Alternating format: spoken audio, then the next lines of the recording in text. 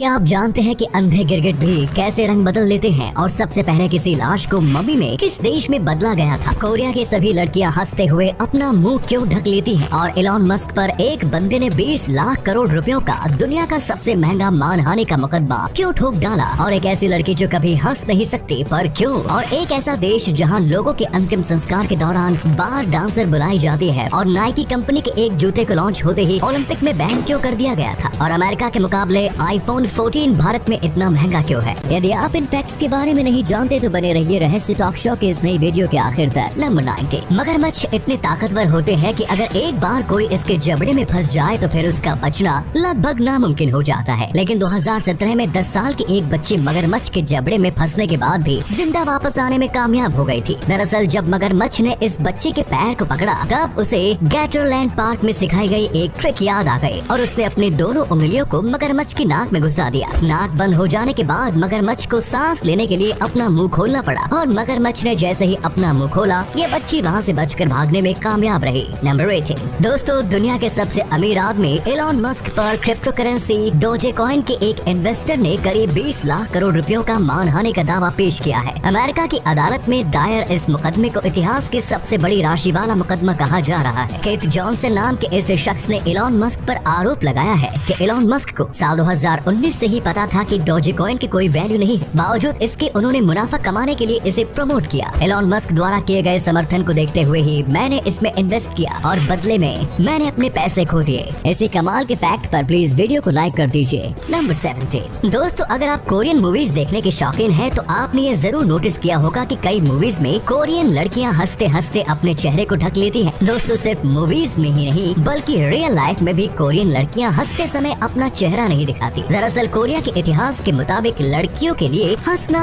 अच्छी बात नहीं होती, इसलिए लड़कियां आज भी वहां हंसते समय अपने मुंह को किसी भी चीज से ढक लेती हैं। नंबर 16। दोस्तों इस दुनिया में कई देश हैं जिनकी परंपराएं काफी अजीबोगरीब हैं। इसी में से एक है ताइवान भी। ताइवान में अंतिम संस्कार के मौके पर स्ट्रिप डांसर को बुलाने की परंपरा है। यहाँ ऐसा माना जाता है कि इससे भटकती आत्मा को शांति मिलती है। ताइवान की इस परंपरा को कई बार गलत तरीके से भी लिया जाता है, लेकिन वहाँ के लोगों के लिए ये फ्यूनरल का बेहद अहम हिस्सा है। नंबर 15। दोस्तों आपको ये तो पता ही होगा कि गिरगिट अपना रंग बदलते हैं, लेकिन क्या आपको ये पता है कि अंधे गिरगिट भी अपने एनवायरनमेंट से मेल खाने के लिए रंग बदल सकते हैं। जी हाँ, दरअसल गिरगिट का रंग बदलना उनका आँखों से कोई लेना देना नहीं होता। जिनेवा यूनिवर्सिटी के बायोलॉजिस्ट्स के मुताबिक गिरगिट के रंग बदलने के पीछे उनकी शारीरिक प्रक्रिया है। गिरगिट माहौल के हिसाब से अपना रंग बदलते हैं। गिरगिट की त्वचा में फोटोनिक क्रिस्टल नाम की एक परत होती है। यही परत लाइट के रिफ्लेक्शन को प्रभावित करती है, जिस वजह से गिरगिट का बदला हुआ रंग दिखाई पड़ता है। उदाहरण के तौर पर जब गिरगिट शांत होता है तो फोटोनिक क्रिस्टल्स प्रकाश में मौजूद ब्लू वेवलेंथ को रिफ्लेक्ट करते हैं। वहीं गिरगिट जब जोश में होता है तो फोटोनिक क्रिस्टल्स की परत ढीली पड़ जाती है। इससे पीला और लाल रंग रिफ्लेक्ट होता है। यही वजह है कि अंधे गिरगिट भी अपना रंग बदल सकते हैं।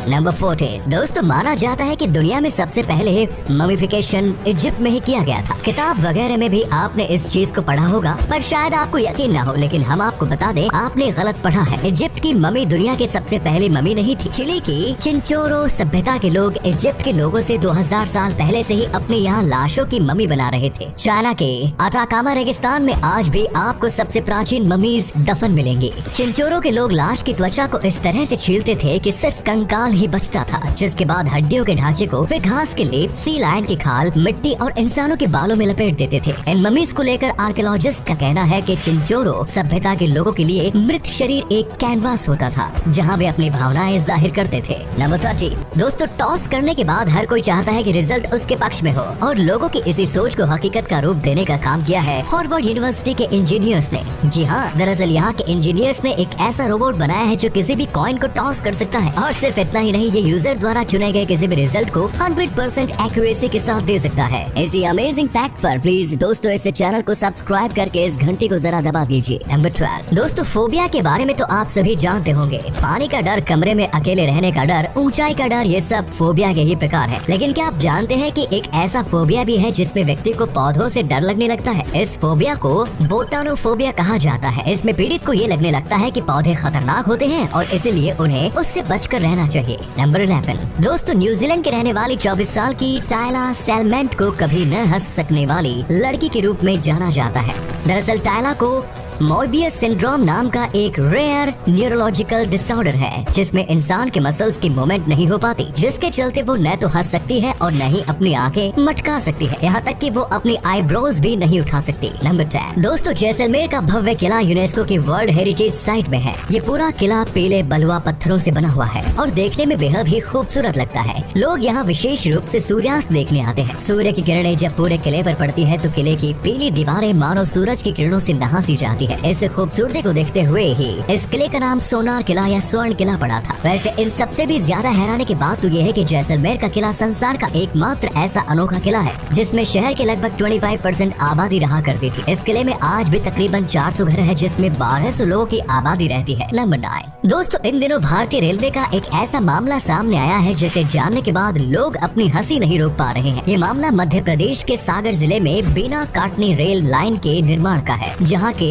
इसारवाड़ा स्टेशन के पास पटरियों के बीचों बीच से बिजली का भारी भरकम पोल खड़ा कर दिया गया है। ये रेलवे की OHE लाइन का हैवी पोल है जिससे ट्रेन के इंजन को बिजली सप्लाई मिलती है। और केवल इतना ही नहीं, ठेकेदार ने बिजली का एक और पोल जिसे रेलवे ट्रैक के ऊपर से निकालना चाहिए था, उसे रेलवे स्टेशन के ऊपर से निकाल दिया है। ये मामला सामने आने के बाद रेलवे ठेकेदार से लेकर अधिकारी तक सब एक दूसरे पर गलती थोप रहे हैं। दरअसल ये गलती रेलवे के निर्माण और विद्युत विभाग के बीच कम्युनिकेशन की कमी के चलते हुई है, जिसे अब सुधारने के लिए नए सिरे से पैसा खर्च करना होगा। नंबर 8 अगर कभी किसी क्राइम की पूछताछ के दौरान पुलिस आपको ड्रिंक्स, च्युइंगम, चाय या कॉफी पीने को दे तो इसे आप अपनी खातिरदारी मत समझना। अब मैं ऐसा इसलिए कह रहा हूँ क्योंकि अगर पुलिस वाले संदिग्ध लोगों का DNA कलेक्ट करने के लिए उन्हें ड्रिंक्स वगैरह ऑफर करते हैं ताकि सस्पेक्ट को कोई शक भी ना हो और पुलिस का भी काम निकल जाए। नंबर 7 नाइकी कंपनी ने एक बार एक ऐसा जूता बनाया था जिसे बनते ही इंटरनेशनल ओलंपिक कमेटी ने खिलाड़ियों के लिए इसे बैन कर दिया। दरअसल नाइकी ने इस जूते को इस तरह से तैयार किया था कि ये दौड़ने के दौरान एथलीट्स को ग्रेट एनर्जी रिटर्न देता था, यानी एथलीट्स को टेक्निकल सपोर्ट मिलता था। IOC ने इस जूते को टेक्निकल डोपिंग का तरीका माना और इसे खिलाड़ियों के लिए हमेशा बैन कर दिया। नंबर 6 शराब पीने के क्या क्या नुकसान होते हैं, ये बात तो हमेशा और हर जगह बताई जाती है और शराब छोड़ने के क्या फायदे हैं, ये बातें भी अक्सर लोगों को बताई भी जाती हैं। तो चलिए एक बार फिर हम आपको शराब छोड़ने के फायदे बताते हैं। अगर आप सिर्फ 1 महीने के लिए ही शराब पीना छोड़ दे तो इससे आपका लिवर फंक्शन इम्प्रूव हो जाएगा, लिवर डिजीज एंड डायबिटीज के चांसेस कम हो जाएंगे और ब्लड प्रेशर भी कंट्रोल में आ जाएगा।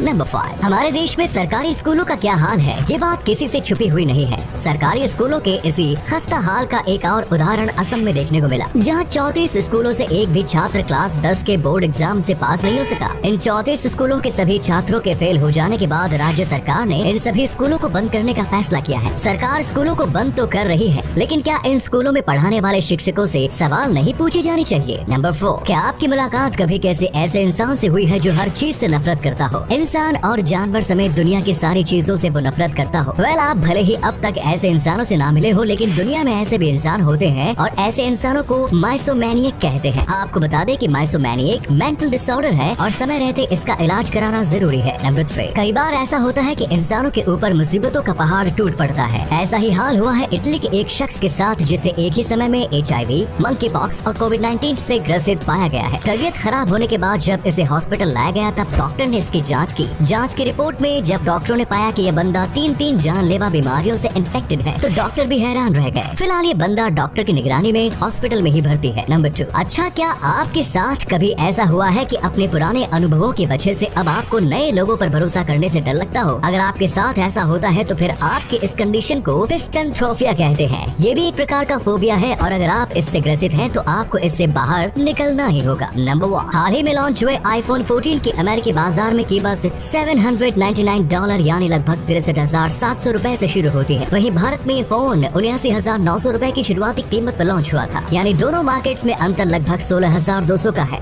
ये अंतर ही लोगों के मन में ये सवाल पैदा करता है कि आखिर भारत में आईफोन इतने महंगे क्यों है? दरअसल रिपोर्ट्स के मुताबिक भारत में आईफोन के असेंबली से कीमत कम नहीं होती क्योंकि OEMs यानी ओरिजिनल इक्विपमेंट मैन्युफैक्चरर्स को कंपोनेंट्स पर अभी भी काफी ज्यादा इंपोर्ट ड्यूटी भरनी पड़ती है और कंपनी पर अतिरिक्त बोझ पड़ता है। आईफोन में इस्तेमाल होने वाले PCBA यानी प्रिंटेड सर्किट बोर्ड असेंबली पर लगभग 20% इंपोर्ट ड्यूटी लगती है। इसी तरह से आईफोन चार्जर पर भी 20% इंपोर्ट ड्यूटी लगती है। प्रोडक्ट्स पर इंपोर्ट ड्यूटी के अलावा स्मार्टफोन्स पर 18% GST लगता है। इस वक्त भारत में iPhone 12 और iPhone आईफोन 13 असेंबल किए जाते हैं। इसके अलावा डॉलर और रुपए के बीच बढ़ता गैप भी आईफोन की कीमतों में इजाफे का जिम्मेदार है। इसी वजह से भारत में एप्पल प्रोडक्ट्स जापान और दुबई के मुकाबले महंगे होते हैं। गौरतलब है कि भारत एप्पल के लिए एक बड़ा मार्केट है, लेकिन जब तक यहाँ पर पीसीबीए और दूसरे कंपोनेंट्स की मैन्युफैक्चरिंग नहीं होगी तब तक आईफोन के लिए हमें ज्यादा पैसे देने ही पड़ेंगे। इसके अलावा यदि भारत सरकार इंपोर्ट ड्यूटी कम करती है तो फिर आईफोन्स की कीमत घट सकती है। ये थे कुछ अमेजिंग फैक्ट्स। वीडियो को शेयर जरूर करें दोस्तों, ताकि आपके दोस्त और जानने वाले भी जान सके कि आप कितने नॉलेजेबल वीडियोस देखते हैं। धन्यवाद।